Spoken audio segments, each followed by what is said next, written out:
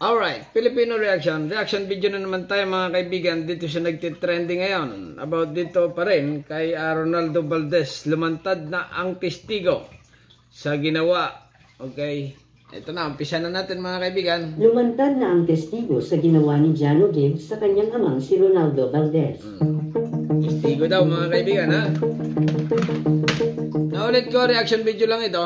Reaction video lang, okay? Hanggang ngayon nga ay usap-usapan pa din ang naging kontrobersyal na pagkamatay ng premyadong aktor na si Ronaldo Valdez. Nito lamang nakaraang December 17. Nung una kasi ay inakala ng mga netizens na ang naging sanhi ng pagpanaw ng batikang aktor ay dahil dala na din ang katandaan nito. Ngunit nagtaka ang mga netizens nang magmula sa mga kapulisan ang balitang pumanaw na ang batikang aktor. Dito na lumabas ang samot-saring balita patungkol sa tunay na nangyari kay Ronaldo Valdez. May lumabas pang balita na nabahiran pa ito ng krimen, lalo at namatay pala ang aktor sa tama ng bala sa kanyang sentido. Hanggang ngayon nga ay naghihintay pa din ng balita ang mga netizens kung ano nga ba ang tunay na nangyari sa biglaang pagkamatay ng batikang aktor. Samantala maingay naman ngayon ang pangalan ng anak ni Ronaldo Valdez na aktor na si Jano Gibbs. Dahil ayon sa balita ay ito umano ang mastermind sa pagkitaw sa buhay ng kanyang ama. May ilang netizens ang hindi makapaniwala at hindi talaga naniniwala na Kung ako tatanungin dyan mga kaibigan, ay no comment ha. Okay, continue lang ha, kasi reaction video lang ito eh. Gagawa ito ni Jano sa kanyang ama. Ngunit maaari namang umanong aksidente ang lahat ng nangyari at hindi talaga sinasadya na mangyari ang kahindik-hindik na sinapit ni Ronaldo Valdez. Kaya umano, nadidiin din ngayon ang pangalan ni Jano sa pagkamatay ng kanyang ama ay dahil ayon sa mga kasama nila sa bahay ay narinig umano nila na nagtatalo ang mag-ama. Ay, ganun. Ulitin nga natin. Ibig sabihin, narinig ng kasambahay na nagtatalo ang mag-ama. Ay, ibig sabihin nandoon. Okay nga. Sabi naman, nasa Canada si Jano Gibbs. Pero itong balita, mga kaibigan, ay nagtatalo ang mag-ama. Okay, continue lang ha. Continue lang. Ay ayon sa mga kasama nila sa bahay ay narinig umano nila na nagtatalo ang mag-ama.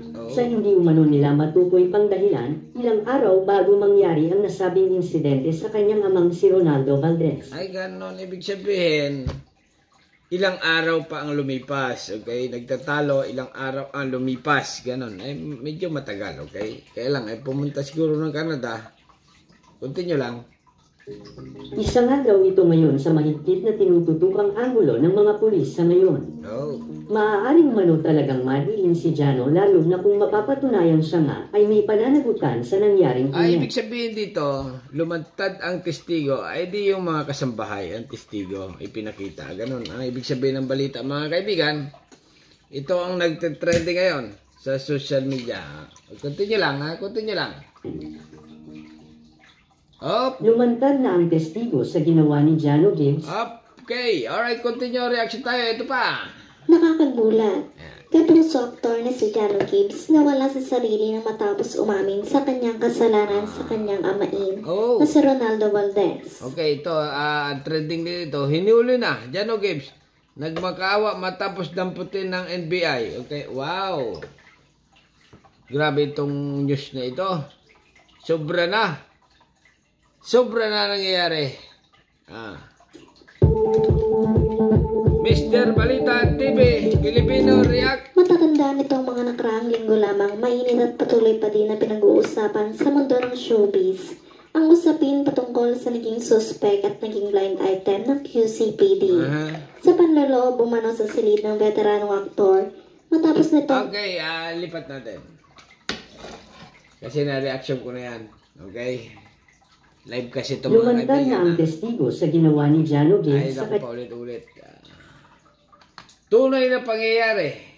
Okay, maganda ito. Ronaldo Valdez. Okay, Melissa Gibbs. Naglabas ng ebidensya laban kay Jano Gibbs. So, ito is matindi pa rin ito, ha? Okay, continue lang. Ito si Melissa ay kapatid ni Jano Gibbs to. Melissa Gibbs, magkapatid. Okay? Kaya lang magkapatid na nga. Bahala na kayo, alam nyo na. Alright. Continue lang. Ilang araw na nga ang nakakalipas mula nga nang napabalita ang naging biglaang pagkamatay ng veteranong aktor na si Ronaldo Valdez. ay patuloy pa din ang pinag-uusapan sa buong social media platform ang naging tunay na dahilan ng kanyang pagpanaw. Hanggang ngayon kasi ay hindi pa nabibigyang linaw kung ano nga ba ang totoong nangyari sa naging sanhi ng pagkamatay ng batikang aktor. Sa mga sandaling ito nga ay kasalukuyang namamalagi ang mga naiwang abo ni Ronaldo Valdez sa mga anak nito at sa asawa ng namayapang aktor.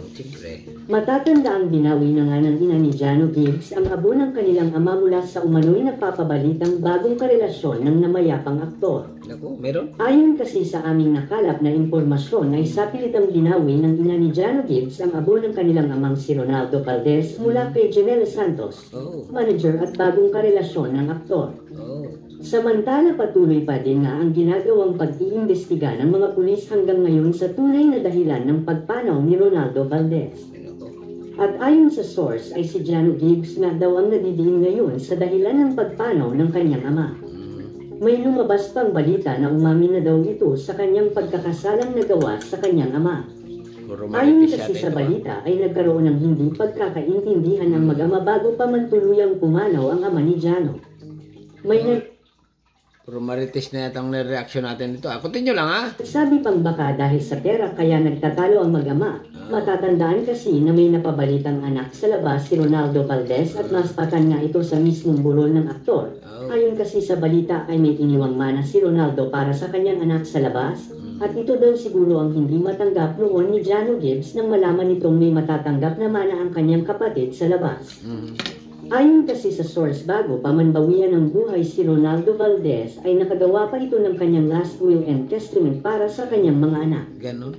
Samantala ngayong araw nga umano ayon sa source ay nagsalita na ang kapatid ni Jano Gibbs na si Melissa Gibbs at pinatunayan nga nito ang malaking motibo ng kapatid niyang si Jano para magawa nito ang nangyari sa kanilang amang si Ronaldo. Ay ganon, grabe naman.